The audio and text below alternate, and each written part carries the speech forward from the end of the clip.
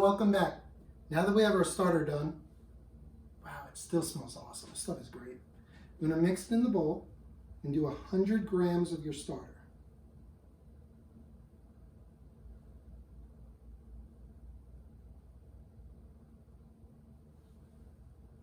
Zero on my scale. 650 grams of water. I have well water. Use chlorinated water, maybe sit it on the counter for an hour or two just to dissolve some of that chlorine. And a nice mix. Essentially making a really big starter here.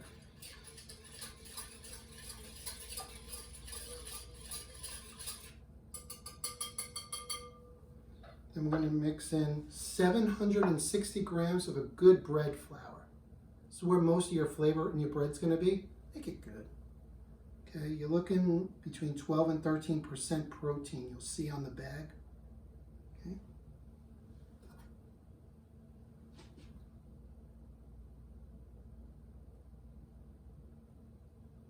Perfect. And 190 grams of a whole wheat flour. Again, make it good.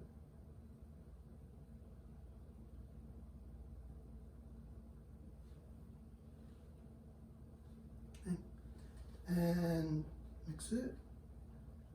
We're going to add some salt. The recipe calls for 22 grams of sodium. If you're on a low sodium diet, you can cut that back in half. Go 8 to 10 grams. You want something in there though. Otherwise your bread just tastes flat. Perfect. Give it a nice mix.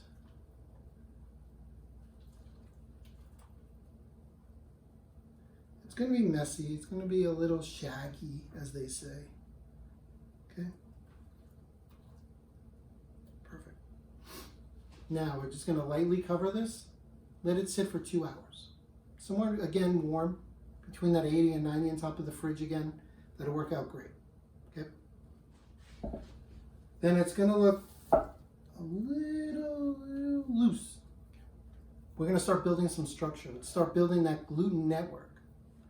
Okay, we're going to pull it. It's called a stretch and fold. Over. Okay, so it sat for about 2 hours. Now we're doing that stretch and fold. I typically start mine at 7 at night. Let it sit for about 2 hours. Do my first stretch and pull. Around 9. Do a second one around 9:30 or 10, and I go to bed. I leave it on the counter. Yes, we leave it on the counter, and that's where it proofs. Okay. Just go around in a circle, stretching and pulling. Okay, we do that twice. Wrap it up, we go to bed. Okay, it's not quite there. We haven't built that strong gluten network yet. You can see, you do this window pane technique. See how it tears? I'm being real gentle, trying not to, but then it tears. It's not quite ready. Okay, so we did 2 stretch and pulls. Wake up in the morning, it's around 7, 8 o'clock in the morning. Do another 2 more, about a half hour apart.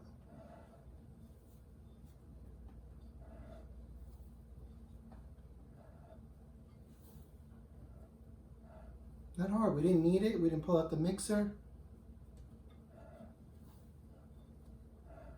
Okay, it's a little bit lighter, dough's less sticky. You can handle it a little bit better. And then when we do that window pane check, see how it's a lot stronger now? That's great. That's going to hold in our gas. The yeast releases the gas, and we build up that gluten network to catch it. That's what's going to give it that bubbles, that crumb, that look inside. When the hot air hits it, it expands. Looks really good. Okay. Now we do something called a pre-shape. We shape it before we shape it.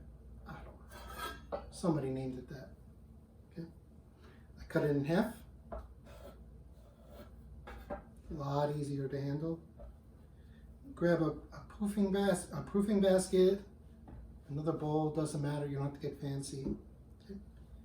You want to pull it. You want to work with the dough. Kind of pull it inside of itself.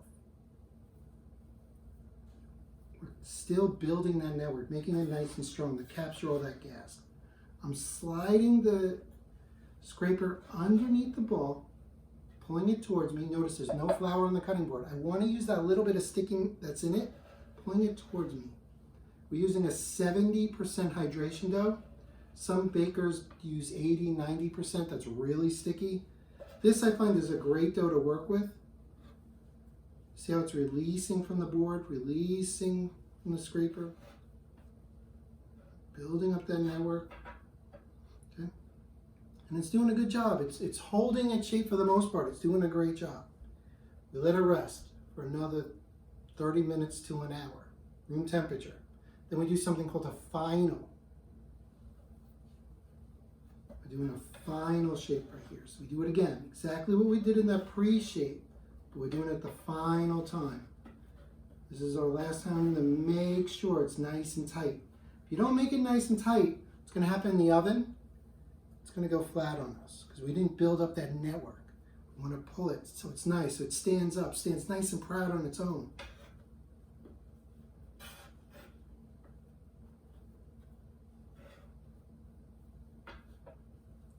So.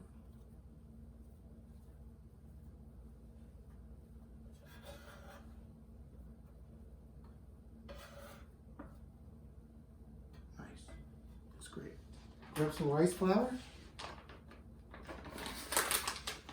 Sprinkle your basket. Rub the top of your dough. This prevents it from sticking. Okay. Smooth side down. Wrap it up. Put it in your fridge. Go to work. Now, you come home from work, 4:30, 5:30, 6:30.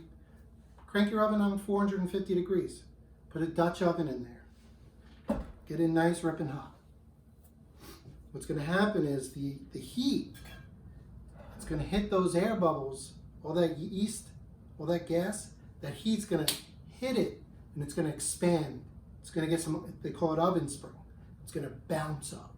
Okay. Put it in your oven, 450 degrees, preheated, your dough. Some people put it on parchment paper.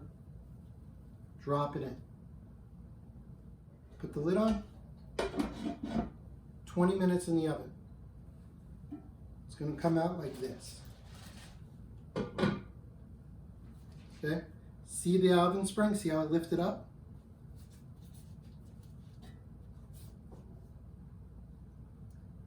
Bake it again, another 25-30 minutes. Then it starts to get really nice golden brown. Now it sits an hour. I know we want to cut into it. It won't be ready. It's going to be a little gummy inside. Let it go an hour, maybe 2 hours. It will give it a nice cut.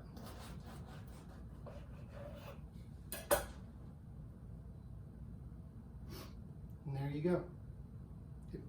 What a lot of people do to help with that oven spring is they'll slice their dough.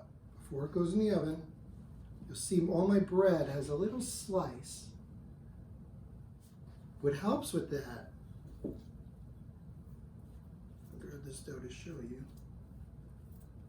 Be confident when you slice it. Grab something sharp. Slice it. That's going to give you that ear.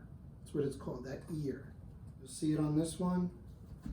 See it on this one. Some people do fancy designs. You can do squares, diamonds. It's up to you. Slice with confidence. Okay. And enjoy your bread. Thanks.